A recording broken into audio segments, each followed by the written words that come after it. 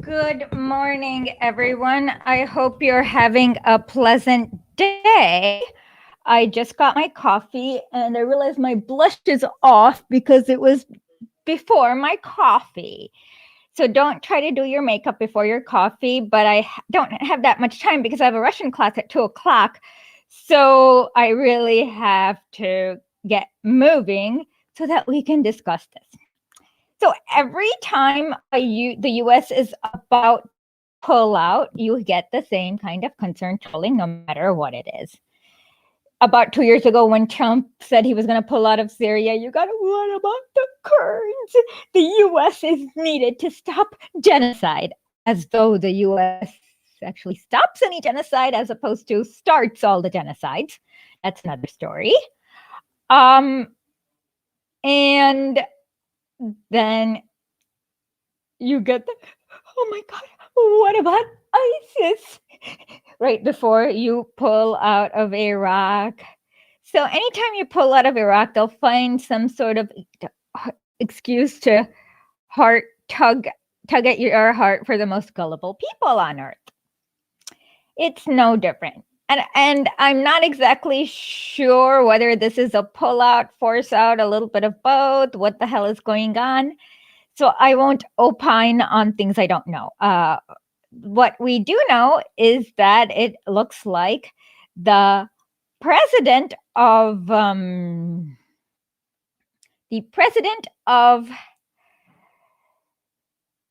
Afghanistan has fled. By the way, this is really funny. A few years ago, the former president of Afghanistan, he wrote a book about what Assad should do in this transition to Syria. So let's watch this literally. One scenario that we've not discussed in detail, of course, is the survival of the Assad regime. So he's a victim of the Assad curse. Let's see. Good. Just do it greatly. How do I say good morning in Croat? I don't know how to say it. You should teach me. It's actually afternoon for you in Croatia. Are you guys on Euro time or are you guys ahead of Euro time in Croatia? Anyways, let's good. Imperialism.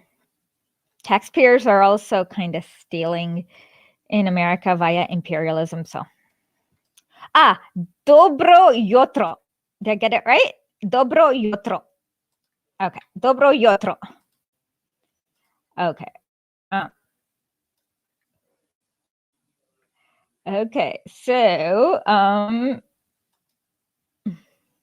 one scenario that we've not discussed in detail, of course, is the survival of the Assad regime.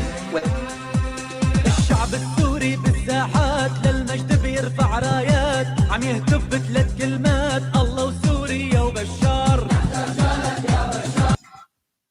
Okay, let me play it again in case you guys don't understand. This is one scenario that we've not discussed. This is the president of Afghanistan who just fled. Survival of the Assad regime.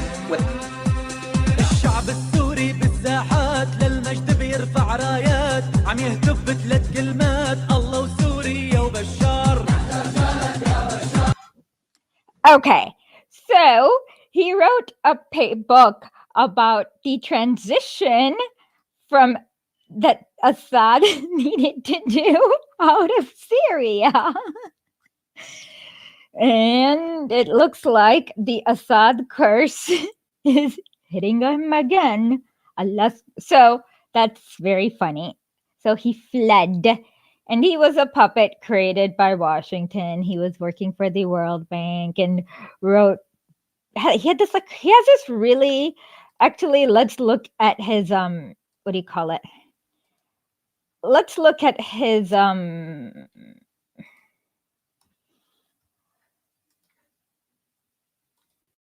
exactly who must go. That's why we in this podcast will never ever say that. It's better to be called an estadist than to have no podcast.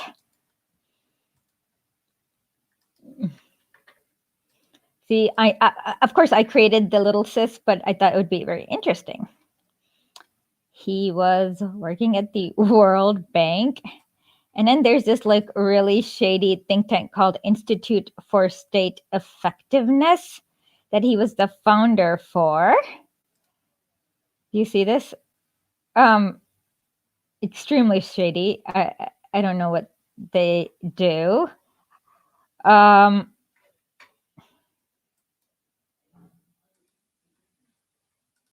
then he was kind of installed as the president, and he couldn't even get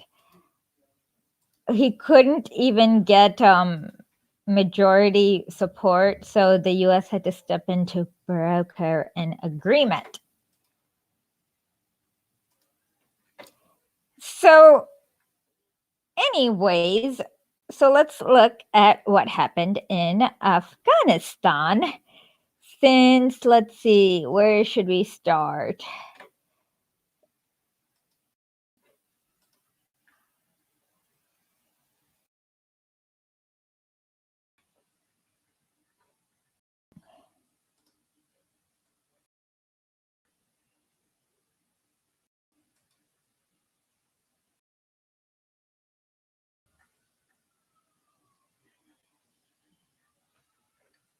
Hold on.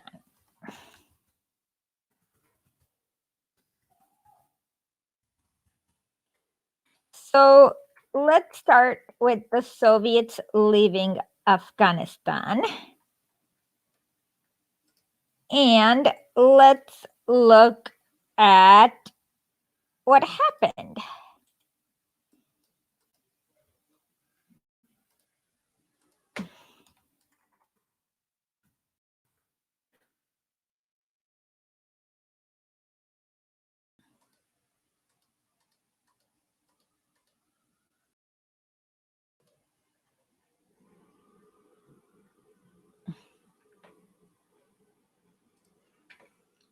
Okay, can you see this yet? No, I guess you guys can't. Let's try this again. And please donate because we need the money. And Google's really weird. They only pay you once a month, so you're kind of screwed. If it's really weird. So if you can, please use the super chats. Recommend us to your friends, families, enemies, anyone. But let's look at this New York Times article. 6 days of fighting killed 700 May 1993. So it's on the Democratic Republic of Afghan government was gone. For a 6th straight day, Kabul was torn by gunfire and rockets as guerrilla factions battled for the control. Can you see this? Yes, you can. Battled for the control of the pieces of the ravaged capital. I hope it's big enough. No, it's not. Let's see if I can make it big enough for you.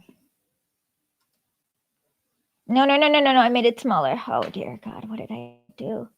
I can't find it anymore. What did I do? How do I go back? Okay, found it.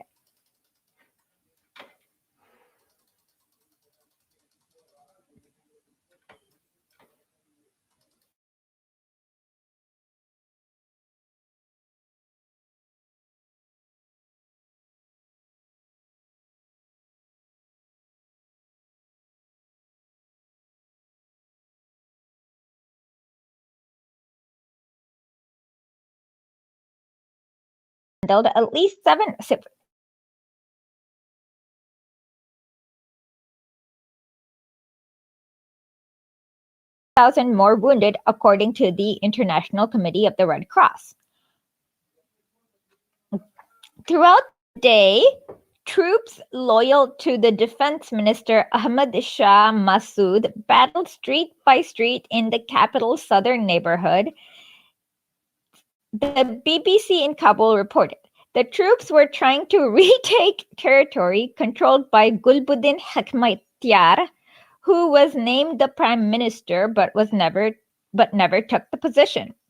While those two factions battled, Hekmatyar was in the eastern city of Jalalabad meeting with the representatives of the President Burhanuddin Rabbani. 17 days of talks and agreements have failed to reach an agreement. Since the end of the Afghan war, at least 4 factions divided along ethnic, linguistic, and religious grounds have fought for the control of Kabul. Kabul remained essentially untouched during the 14 years of war with Soviet occupying forces. Although peace came to much of the country after the Soviet forces, the ouster of President Najibullah more than a year ago, that's the Soviet Democratic Republic, the president of the Democratic Republic, last one, violence came to Kabul, which violence did not come to Kabul, but whatever.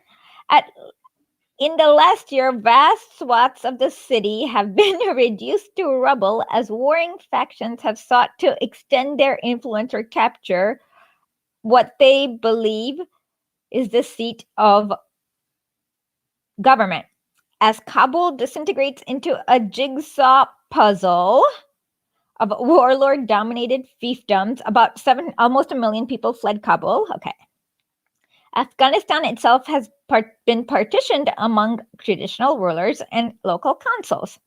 After the fall of President Najibullah, rebel factions negotiated in Peshawar, Pakistan, on an interim government. Mr. Rabbani, who led Jamaat-e-Islami faction, became president. On an assembly just before the first year, in an assembly, not democracy, an assembly, Mr. Rabbani was elected a 2-term president and bid farewell to his party. But 5 of the 9 factions boycotted the assembly and accused Mr. Rabbani of winning the presidency with bribes. He was sworn in, but his formal inauguration has not given him authority over all of Kabul. A Pakistan brokered arrangement hammered out last March among the competing factions. Mr. Hekmatyar, who leads Hezb-e-Islami faction, was named prime minister. Nominally in charge of Kabul, troops belonging to Mr. Masood, a former Jamaat-e-Islami commander, a Tajik from northern Afghanistan. Mr. Masood was named defense minister shortly after fighters marched into Kabul a year ago. His strongest opponent, Mr. Hekmatyar, a Pathan who is seeking to create an Islamic theocratic state, who's heavily armed and financed, Okay, we need to save this again. He was by the way, Hekmatyar was a total psychopath. He would throw women's acid. He was like I said, total psychopath. He threw acid in women's faces for wanting to go to school. Just a horrible person. And there's a picture of him with the Zigbin. I can never pronounce Mika's dad. I'm just going to call him because I'm going to just screenshot this for later. His strongest opponent was financed by Pakistan and the United States. I hope that part is clear. Mr. Hekmatyar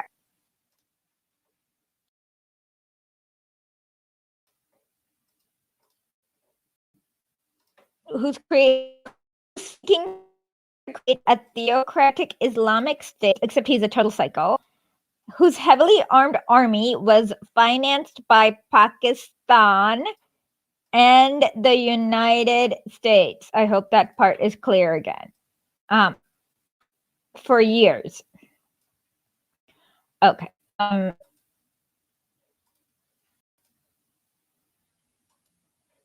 So now, yeah. I just wanted this to be very clear for people. Let me let's zoom in. On my Spinoza. Let's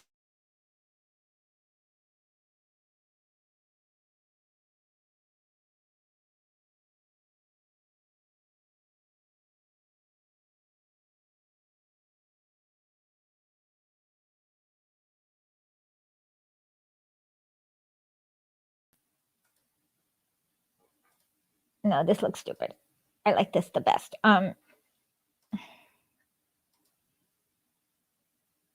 Live long and prosper. Tell me if I'm unfrozen. Okay.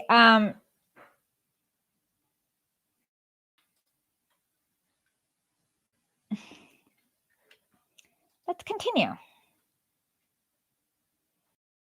Also controlling. Oh, sorry. Give me one more second.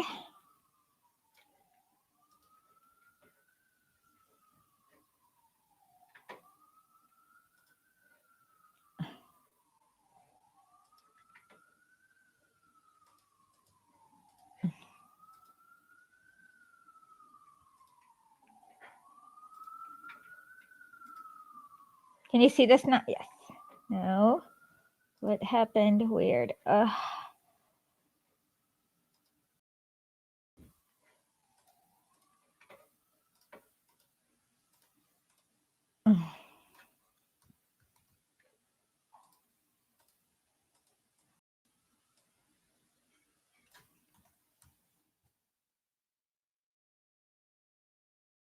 you can see it.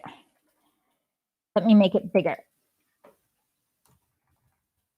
Also controlling parts of Kabul. Is this big enough? Yes. Okay. Also controlling parts of Kabul's now devastated western suburbs is Hezbollah, a Shiite force with the backing of Iran. In addition, okay, I have to remember these names, but we'll do it later. Abdul Rasul Sayyaf, a fundamentalist who is supported by Saudi and other Arab fundamentalists, has carved out a wedge of western Kabul today. Today, under a rain of artillery and rocket fire, dozens of members of an ad hoc peace mission maneuvered between warring forces in an effort to end bombardment. Okay, so let's see.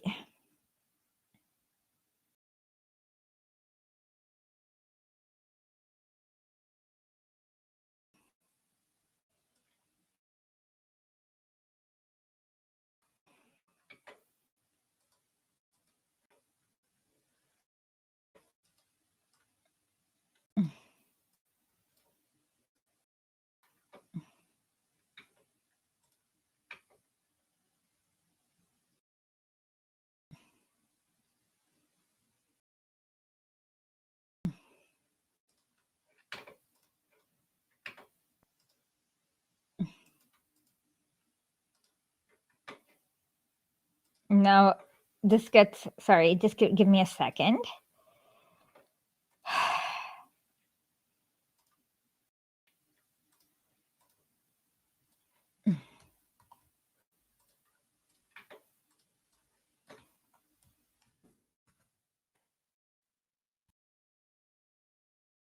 Defending Mr. Rabbani's government and fighting off other factions, Mr. Massoud has refused to allow, thank God, Mr. Hekmatyar to enter the city.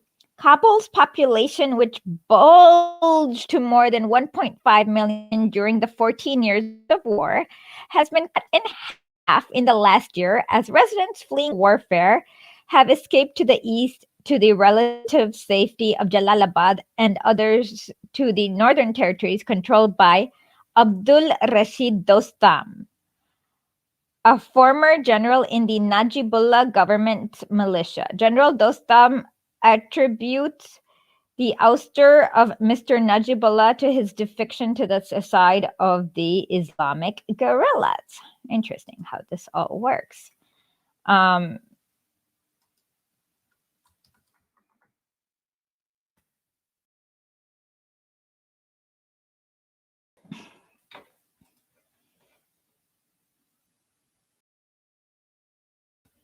I kind of don't like that because it's not the same. I don't know. It seems kind of Western chauvin. Okay.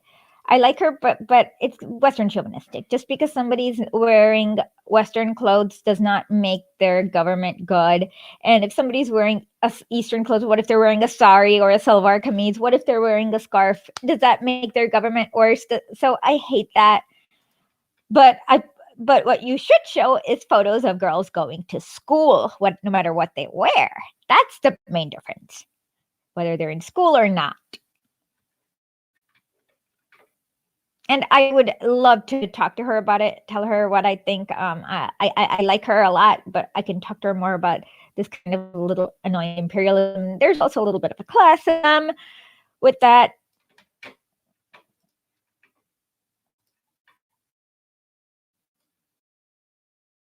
Okay, so what you should have gleaned from this article is that there are a whole bunch of psychopaths who are having a turf war in Afghanistan. And this was essentially what happened when they stopped fighting the communists. And this is exactly what will happen to Syria if Assad falls. These psychos, the moderate rebels, they'll all start like fighting like drug dealers with turf wars.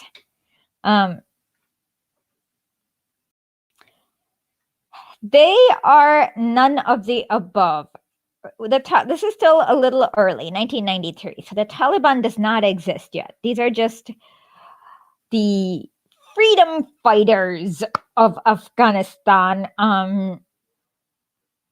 The brave Mujahideen, whatever Rambo dedicated that movie, it's these people. Like, so what happened is that once the Soviets left, it took them 3 years to defeat the Democratic People's Republic of Afghanistan after the Soviets left.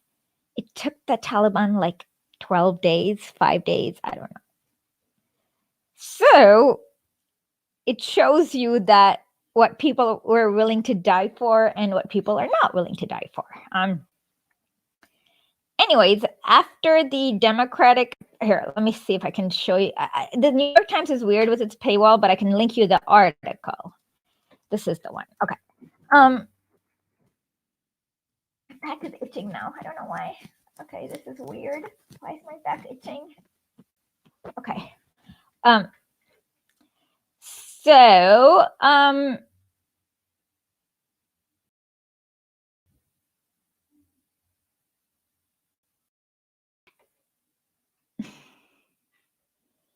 excellent point. And my yes. Okay. Okay. So now let us search the New York Times archives a little bit more.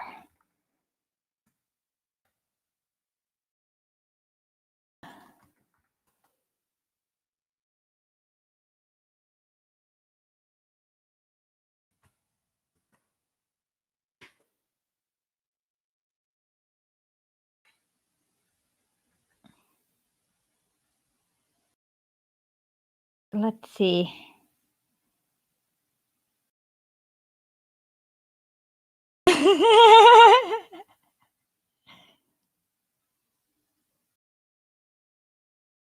Let's see.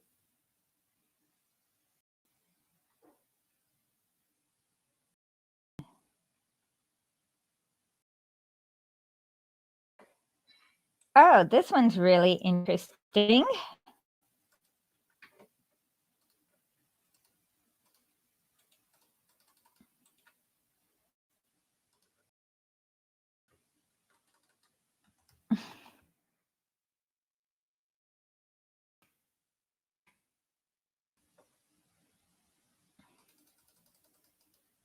The U.S. increased fund to outbid terrorists for Afghan missiles. The Central Intelligence Agency's covert.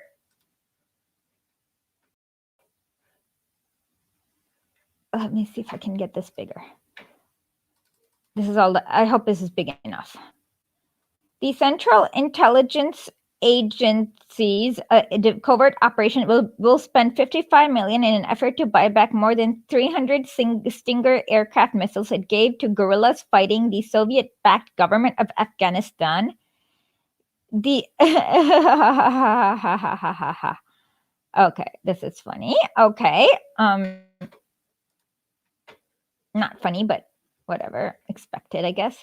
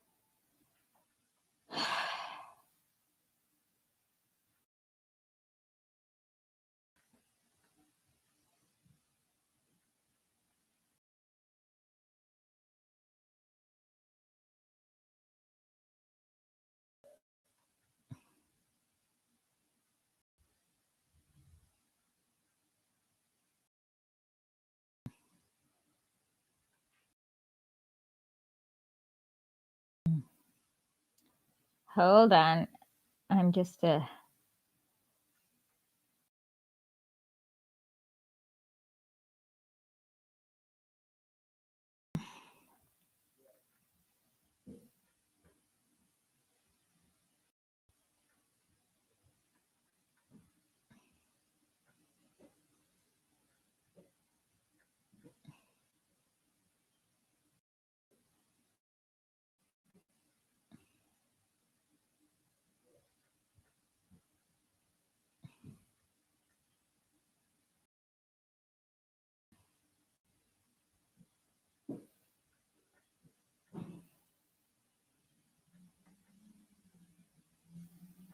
give me one more minute.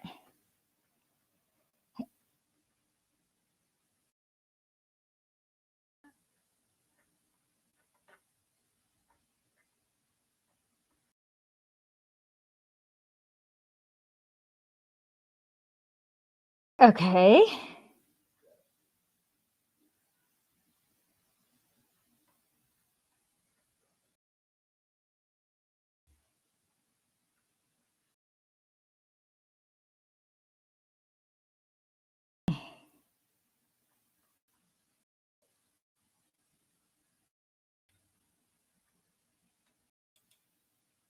Okay.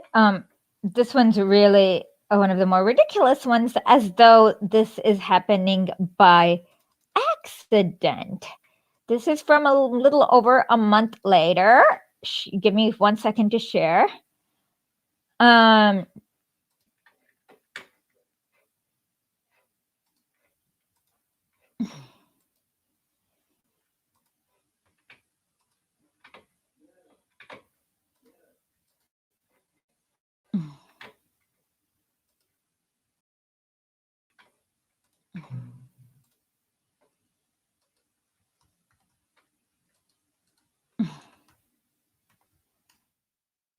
Let me see.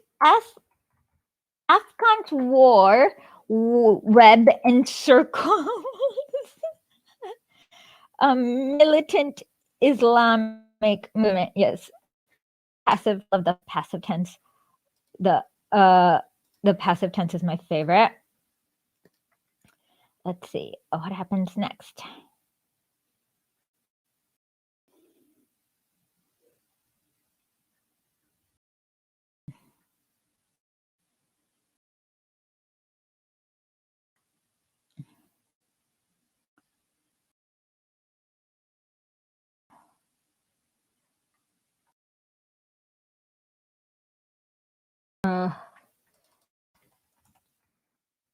I'm going to slightly modify my New York Times search to Kabul so we can keep on topic.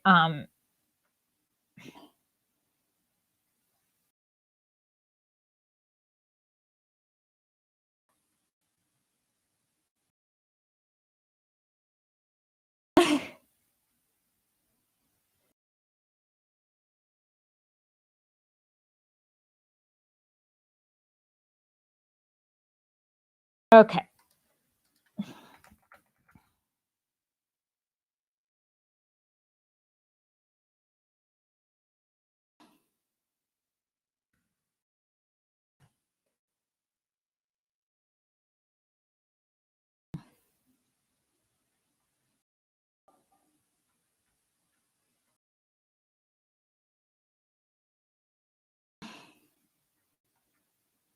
Apparently, also in Afghanistan, there used to be this like really nice kind of tiger species that's all been exterminated thanks to all the nonstop. I mean, this one I don't actually. It's like even the Islamists would have preserved it. It's just literally the bombs that killed it. Like they're not. I don't know how to explain it, but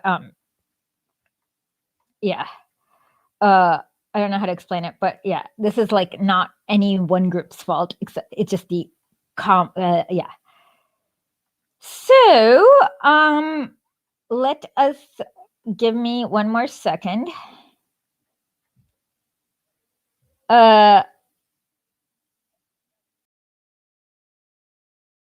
Okay.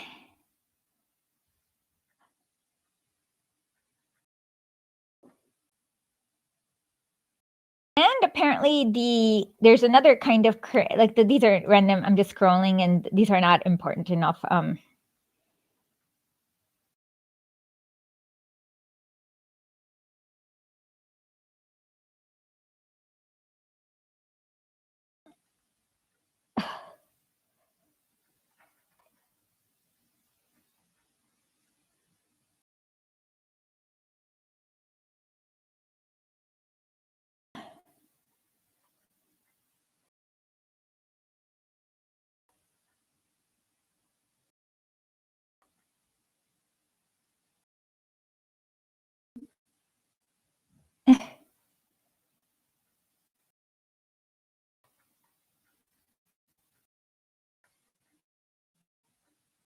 Okay.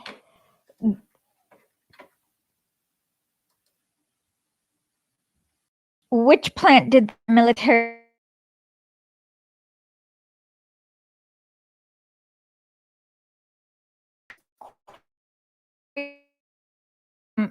We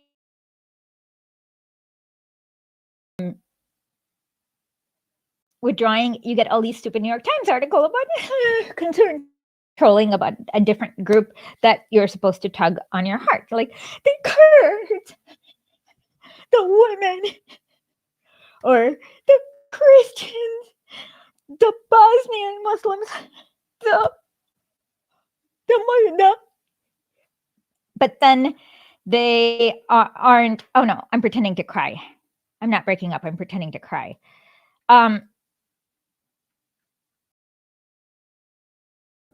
So basically, I'm explaining that you should not worry about the women in Afghanistan right now because, well, I was just trying to explain all the players in the game. And like I said, it's going to be a quick one, and I know I won't get it done. So right after my Russian class, I'm going to have to leave a little around 1:00 to do my homework too. So yeah, I'm the worst like homeworker person. I really need to.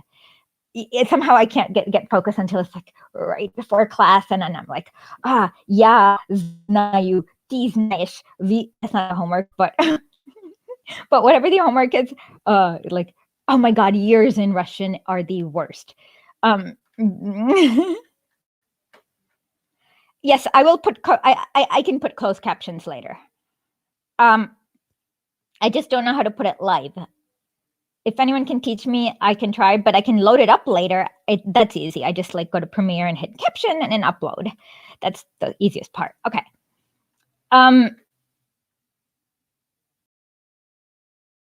I forgot what I was saying. Oh yeah.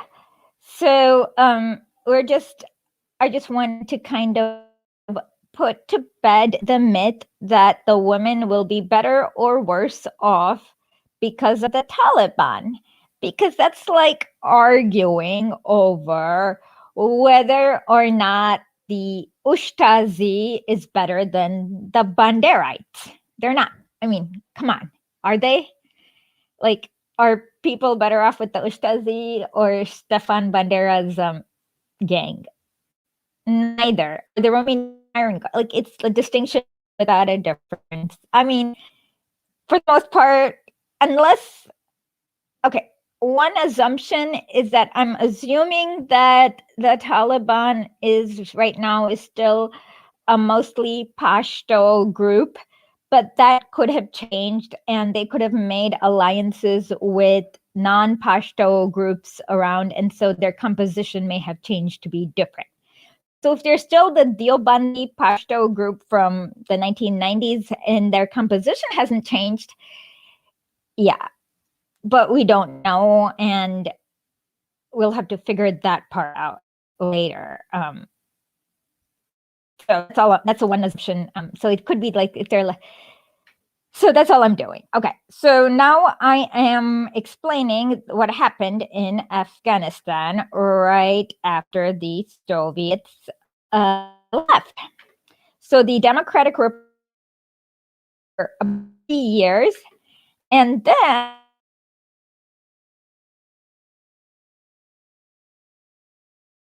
analogy that people may understand about the difference between the various warlord factions and the Taliban. It's really, oh, how about the Democrat? Oh God, no, I can't do the Democrats versus the Republicans because a lot of people have this weird thing in their head where they're actually different. Let's see. So I'm just trying to find a good analogy that neither is better nor worse, and don't worry about the women because you haven't been worrying for the past 30 years.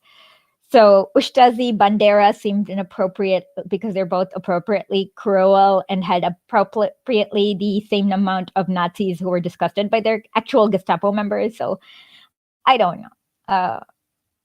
Or something like that. I was just trying to make a thing like, what is better, dying of colon cancer or dying of rectal cancer? That's the kind of thing that people are not thinking.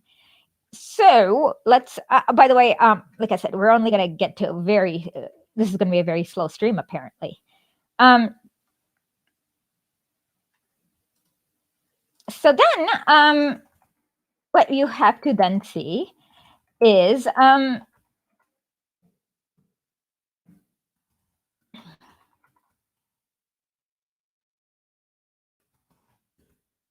apparently Slavoj Žižek has a hot take too. Oh God.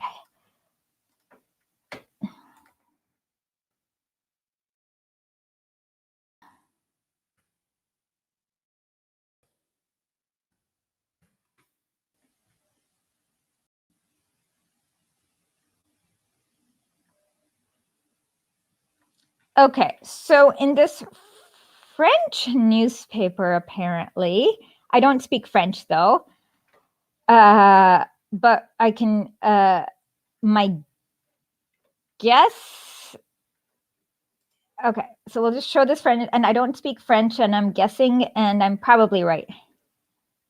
I don't know what, good question. How about this? Between the actual warlord, like the man warlord, versus the head of the Taliban, probably not. But between the fighting factions, I'm not 100% sure.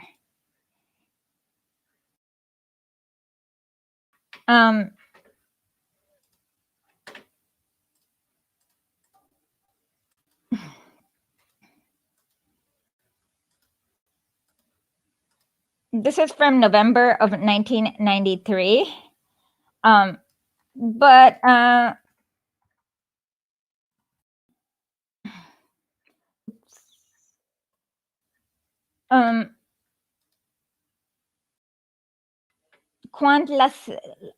folly of two.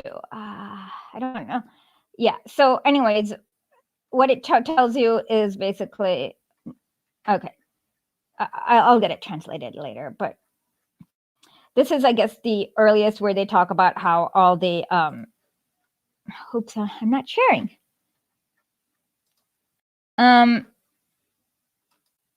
What happened?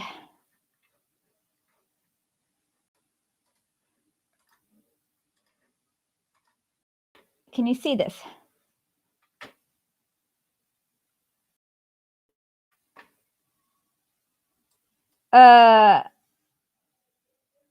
Okay. Translate. Can you just translate the headline quickly, please? Magikarp. I just headline translated. Then, yeah. It's okay. So,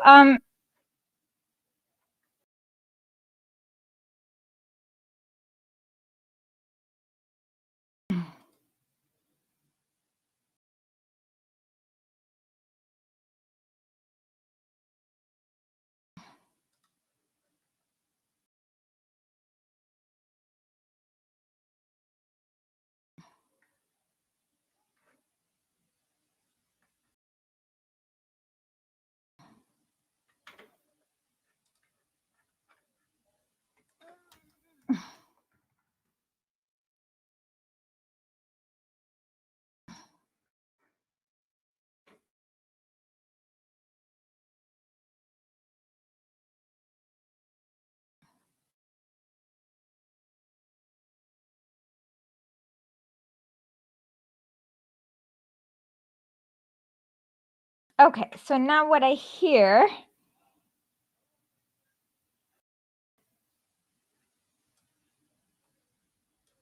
Okay.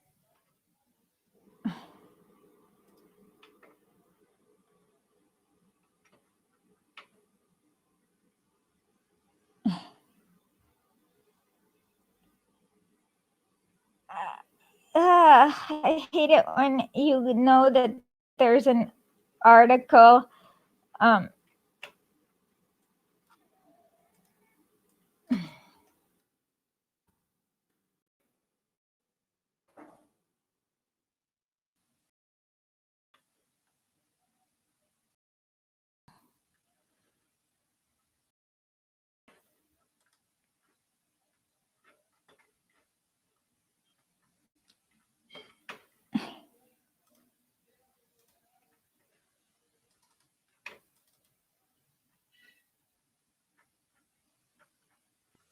Okay, so let's see what we can do. Okay. I know, but I don't have patience. It just tends. Oh, I know what you're talking about. Okay, I don't want to. Let's think about that later. That's kind of gross. And I really, yeah. Okay. I know. I just don't. So, anyways, let's.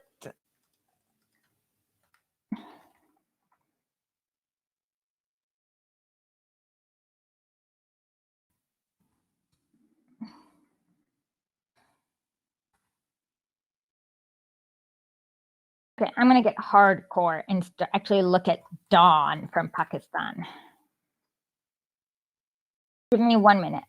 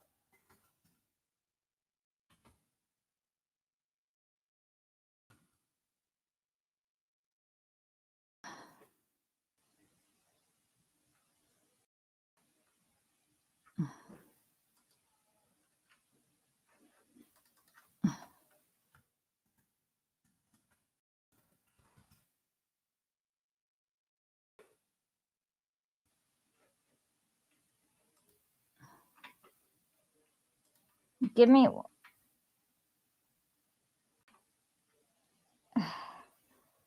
Got the date wrong.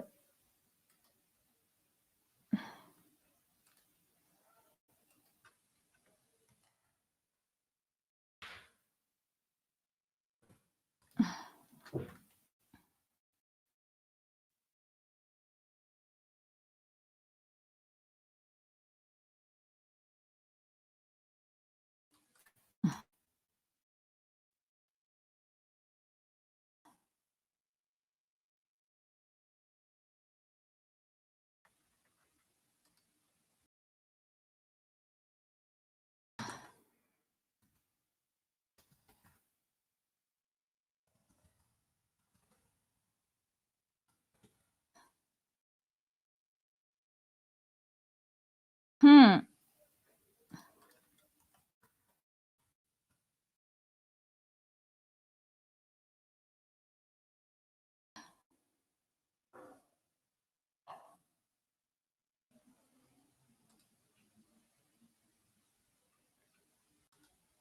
Give me one more second. Sorry.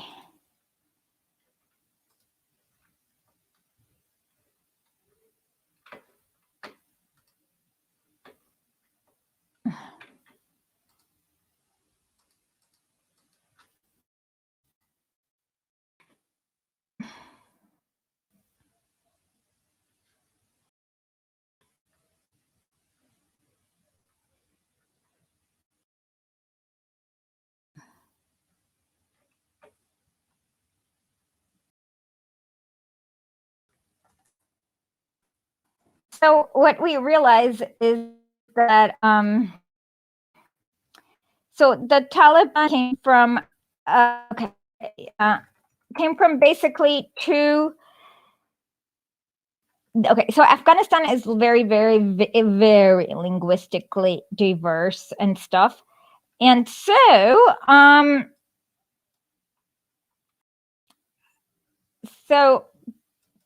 basically what happened is that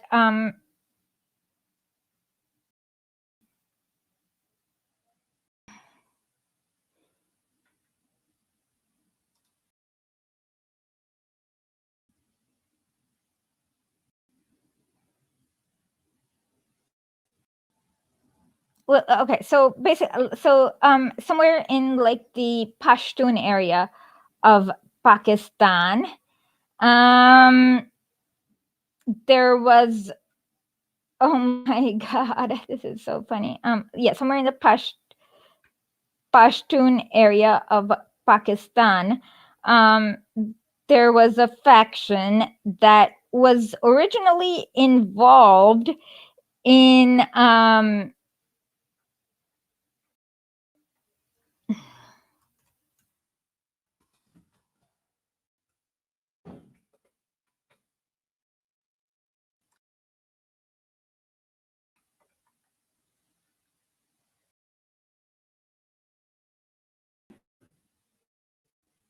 okay, so let's see. Give me one more minute. Let me see if I can find it.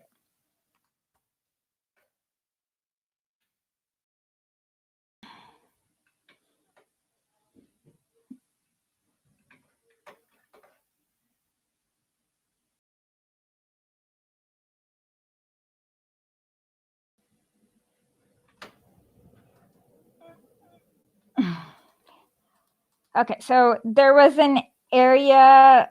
So basically, there were these psycho warlords, and they were just keeping. Okay, I found it. Thank God. Okay, let's see if I can now share. Sorry. Yeah, that's what yes, they were. I say Patan is, I believe, Pashtun and Patan are the same. I'm sorry if I accidentally said Patan. That's the Hindi word for Pashtun.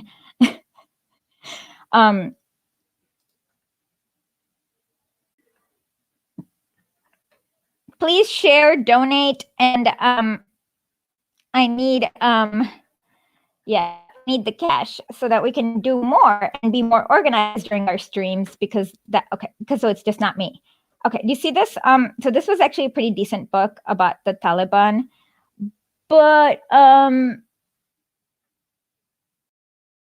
but what you see is that from this book,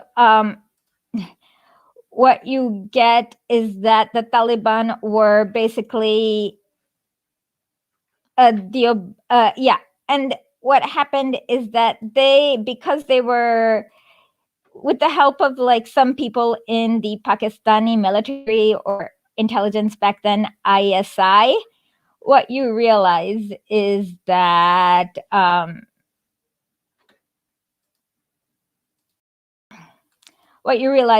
they were very they were like actually not totally, they had some idealistic students, so they were not all totally greedy maniacs. Like, yeah.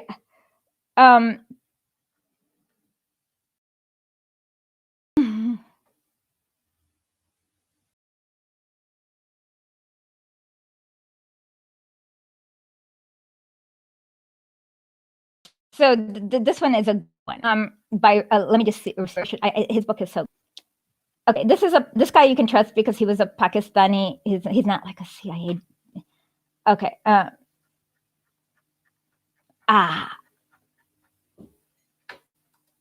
Okay. Let's see.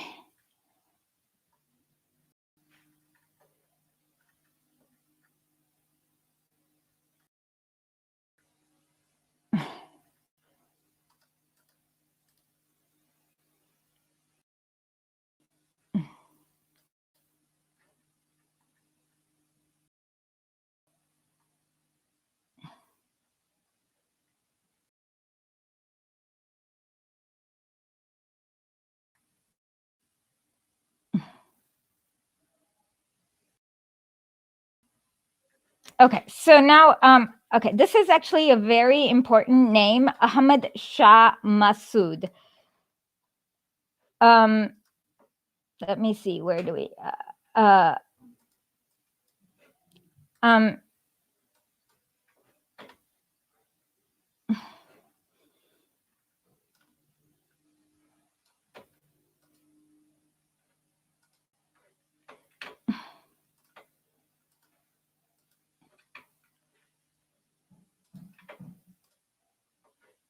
let me see now, I think I can do it. Sorry, okay, I've been very, okay, so this is from Rashid Ahmad's book again. So many times I was caught in the contradiction between the Mujahideen and between the Taliban and Ahmad Shah Massoud's tank gunners. So Ahmad Shah Massoud it was basically a warlord who was killed a few days before 9/11. Okay, so he'll pop up often, and then you'll realize that he was like a major matchmaker or a kingmaker or rainmaker. What do you call? I don't know what it is.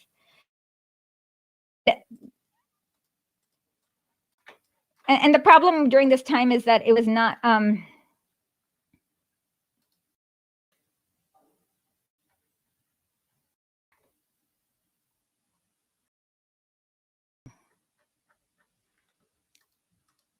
Okay.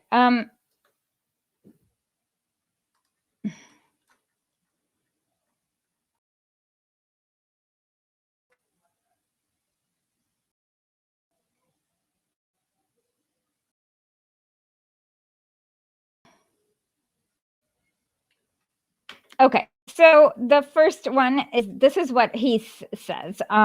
This is very important, apparently. So they were actually young students. So with the commanders being the warlord, and a lot of them were from refugee camps in Pakistan from the war. So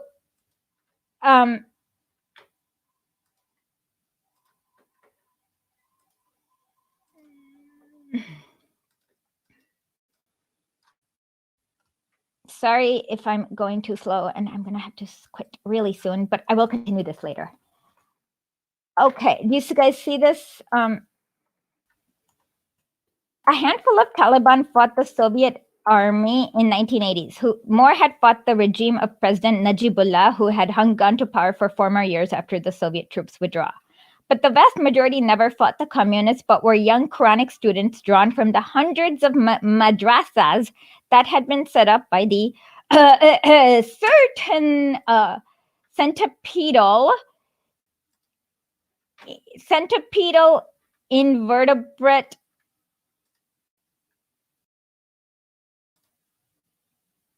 auditoriums. So those were the ones who gave the books, did the madrasas, etc., etc. Okay, so this one is very interesting. Okay, but since the dramatic appearance of them at the end of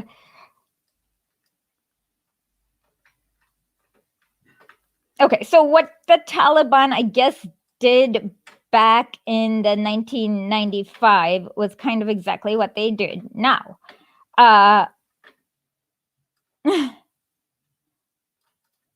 Okay, so warring.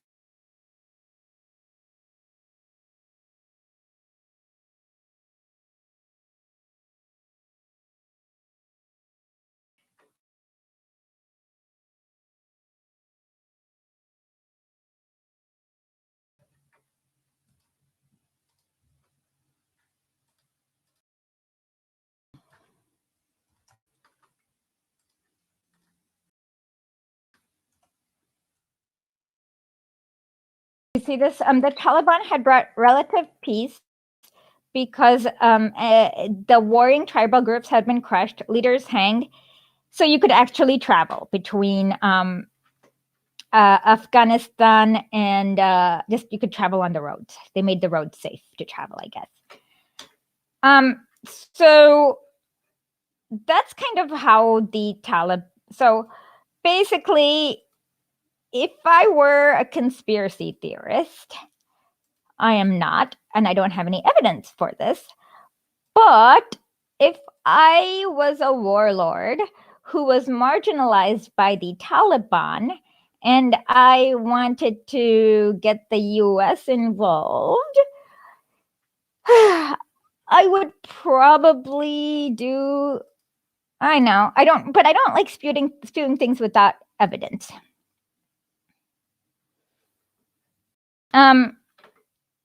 So I don't have any evidence for this. I would probably be more likely to, I don't know, do a terrorist attack or something than the Taliban would at that time. Okay, so now,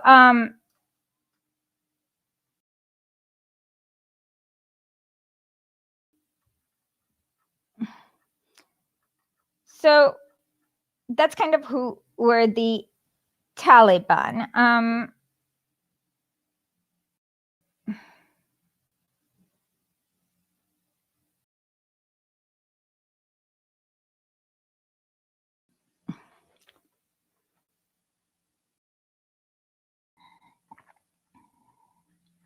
So then when the US came, okay, never mind. Let's discuss that later. I don't want to get, okay. So then the Taliban marginalized these. Okay, so we got the groups, right? These were the groups. Warlords, Taliban. The Taliban had marginalized these warlords and had come to power. After 9/11, the US went and went, whoosh. So then the US set up a puppet regime with this guy, Hamid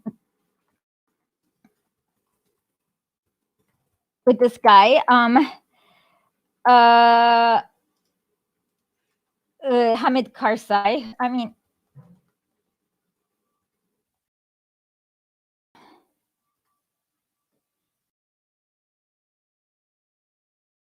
so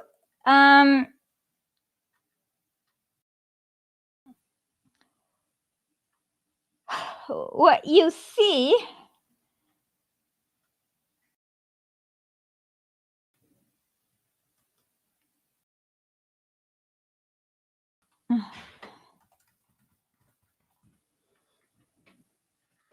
is that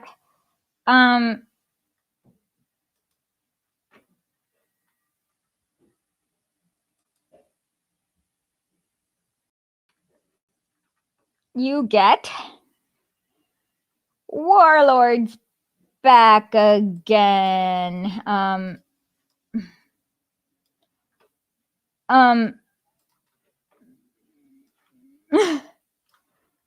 And this one is really funny because so the main difference is that these, because you see okay, I just had the light just went on in 1 second. Let me tell you. Give me 1 second.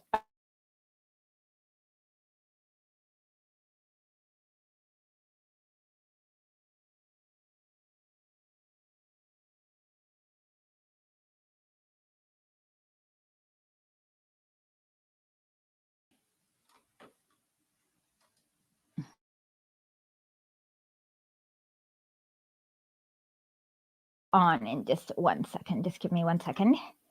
Okay, so look at the date here.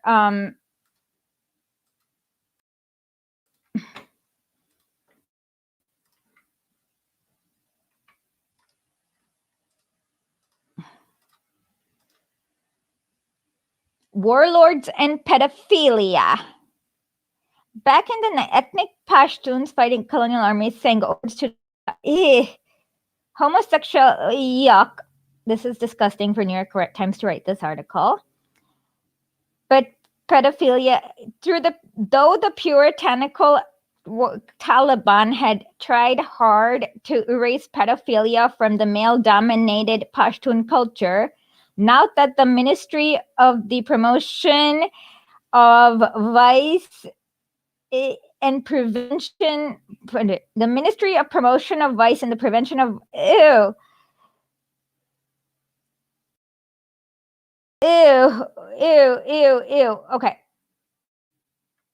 Okay, so this gets grosser.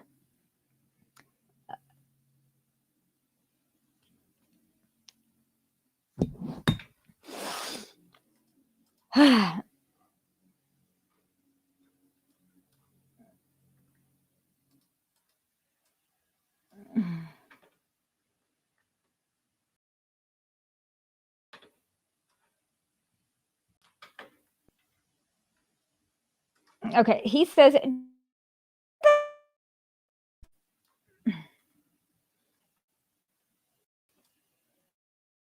oh, interesting.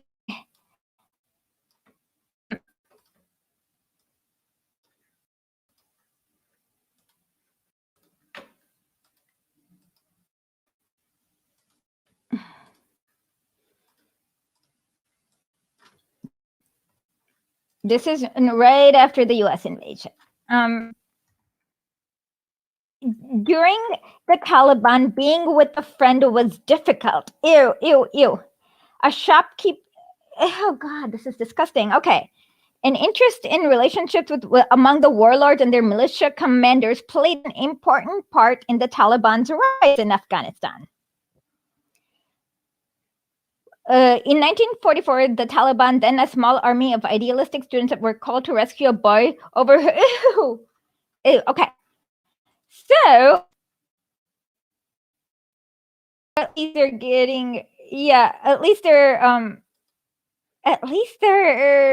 pedophilia is a good vice to suppress. Is all I'm going to say.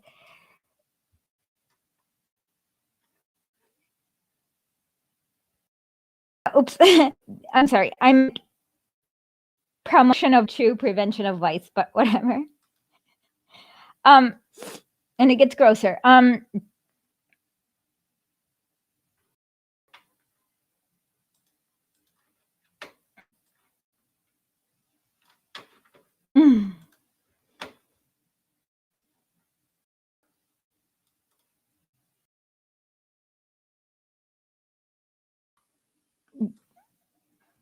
Okay.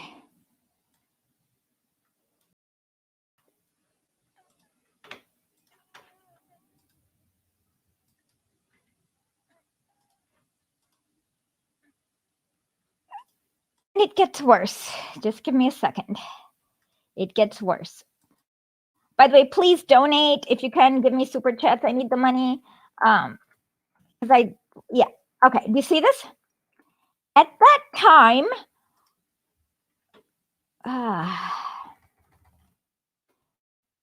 at that time, boys couldn't come to the market because commanders would take away any that they liked.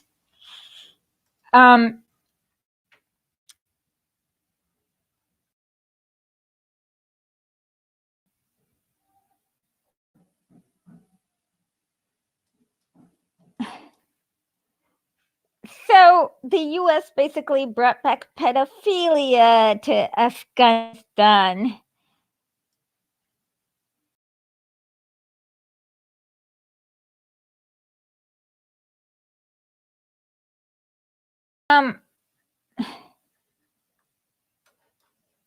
So, like I said, yeah. So now these warlords were put back into power. How do we know? Well, let's check the first one. The vice president of Afghanistan, Hamid Karzai was actually, relatively speaking, clean, I believe. I mean, besides the corruption, but he was not like creepy. He thank you so much, Rob.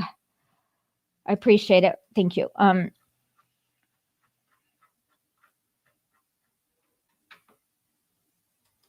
Huh? Are we talking about? I'm confused now. Don't switch countries on me. Yeah. Are we talking about the Saudis or the Afghanis? The Taliban. Okay. So let's see.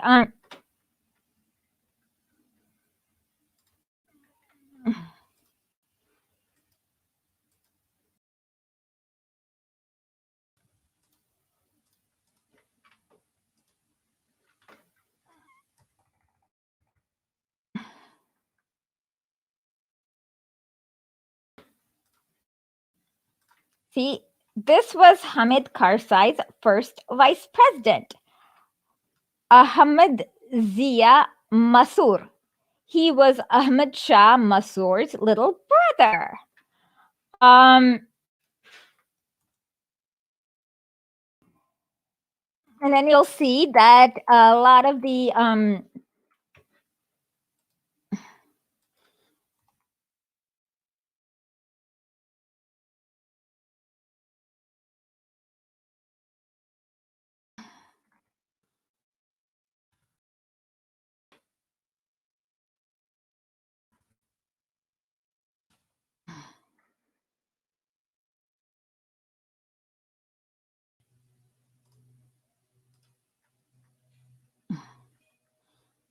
so now let's look at this really interesting WikiLeaks.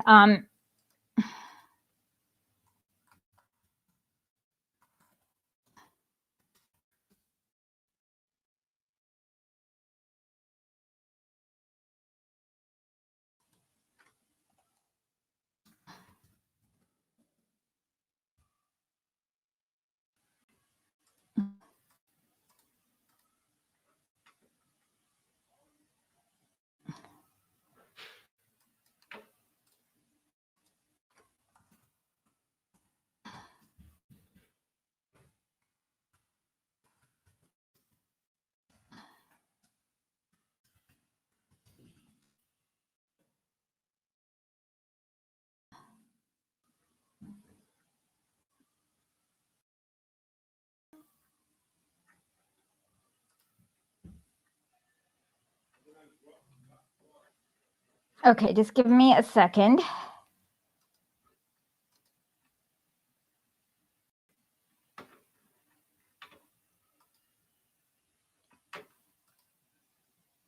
Okay, I'm gonna have to go in about 5 minutes. Sorry. I don't know. Thank you so much, Arlene.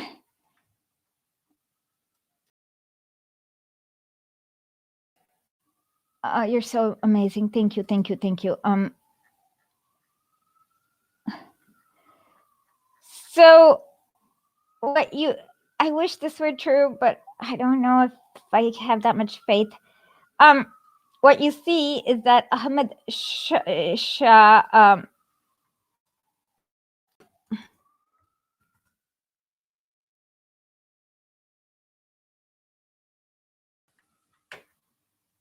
got it.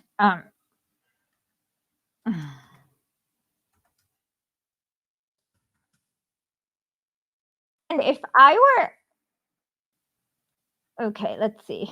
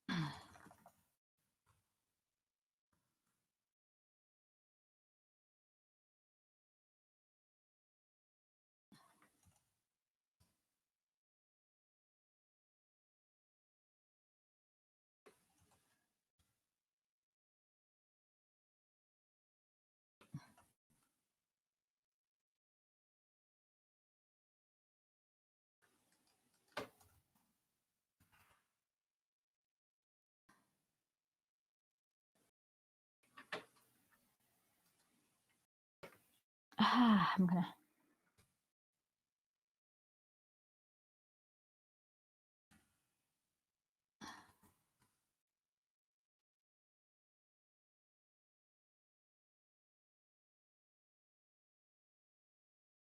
Okay, so what you'll see is, give me 1 second.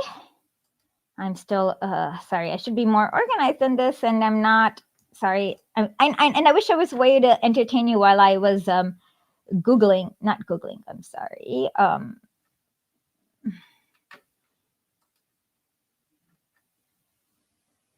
Found it.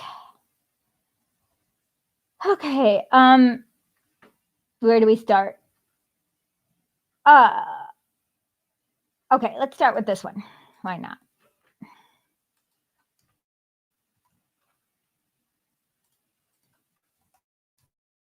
Okay, this guy's the vice president. Okay, let's look at this. WikiLeaks. I love WikiLeaks. Okay, so the Panjshir province is close to once Muhammad Shah Massoud, the Mujahideen leader, assassinated a few days before 9/11. Not saying anything. And his Ahmad is he. Oh, okay. They mentioned that. Okay, that's funny. In the living room there are Massoud depictions. That's kind of creepy. His picture hangs in the office of every local office next to President Karzai. A visit to the tombs is mandatory for politicians and foreign dignitaries. A former comrade of Massoud put it without you cannot know about Panjshir without Massoud, and about Massoud without. Okay, his brother Zia Massoud can partly ascribe his role to the rise of first vice president because of his name. Soviet and Taliban means he was a creeper. VP Massoud, member of the Mishrano Jargi Fahim Khan, General Bismullah Khan, Speaker Kanuni, Governor Baluli.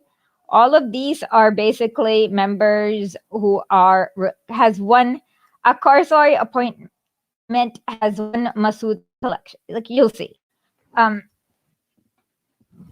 don't know why my eyes are hurting and watering so much.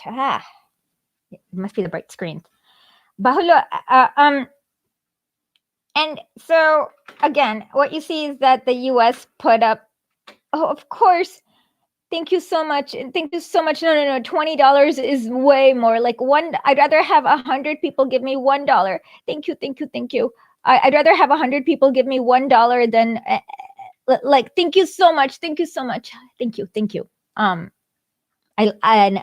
I'd rather have 100 people give me $1 than one person give me $20. But thank you. because that means there are like the more people that give me less money, that means the more people are listening and the more we make this into like a people's media as opposed to a corporate media.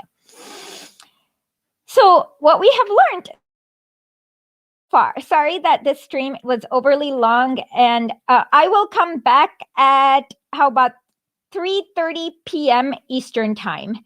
That will be in 2.5 hours. So what we will realize, in conclusion, what we realize is that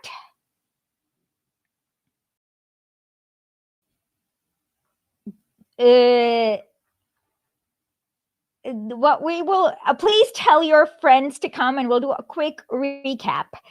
What we realize is that the Taliban were one of the splinter groups from, well, from the like Mujahideen people, Mujahideen, but they were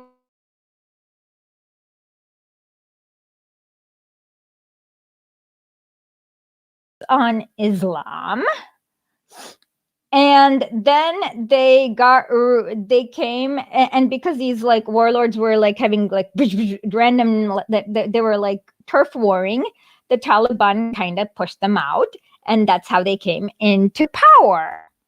So sorry, okay.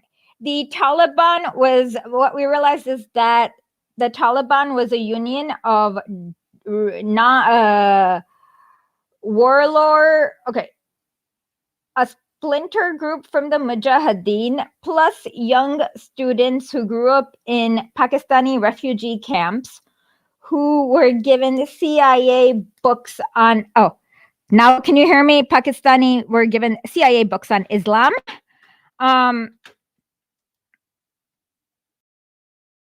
Now can you hear me? Okay, so who were given CIA books on Islam, who then were like, okay, these psycho warlords are turf warring too much, we need to get rid of them.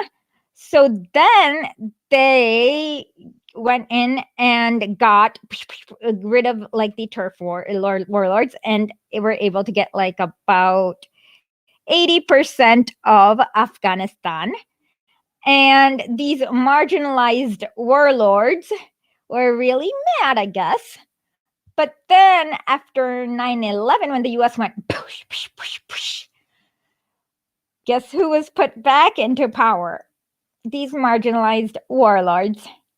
And now it's just flipping from marginalized warlords to Taliban. And now the warlords are being marginalized. Women are not better off in either. Boys may be slightly better off with the Taliban, but I don't know. But don't concern troll. Really, you have to like learn to see beneath the surface. They gave entire kingdoms to warlords. Okay. Anyways, I don't know. I don't like talking about the Great Reset because I don't know enough about it, and I don't want to sound like yeah, whatever. Okay. And with that, we will return in 1.5 hours. No, 2.5, 1.5. 2.5 or 1.5. 3:30 p.m. Eastern time. Let me, oh, I know, I have a clock. I can figure out what time it is in Zagreb.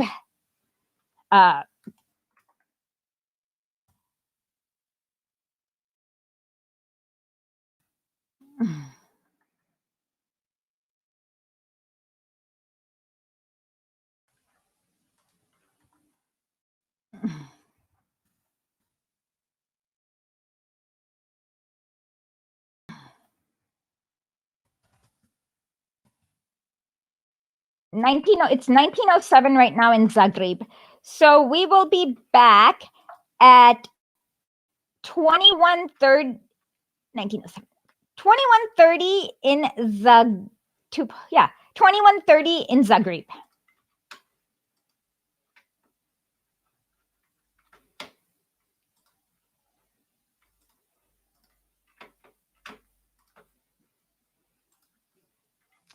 Yeah, I know.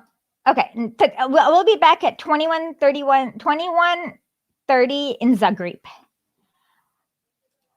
I have to go because I have a Russian class. But we will continue to talk about who's in power in Afghanistan in 2.5 hours.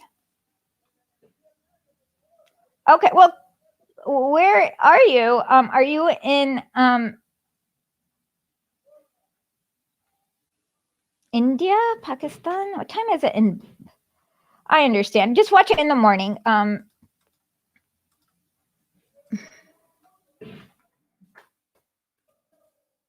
Oh, in Perth. Yeah. Okay, yeah, watch it in the morning. Yeah. Okay. So with that, I will be back and I will do a quick recap and then we'll go right into everything that's happened between 2001 and 2020 so that we won't have to worry about the women, the Kurds, whatever other group, the Uzbeks, whatever other group they want to make up. Okay. Bye.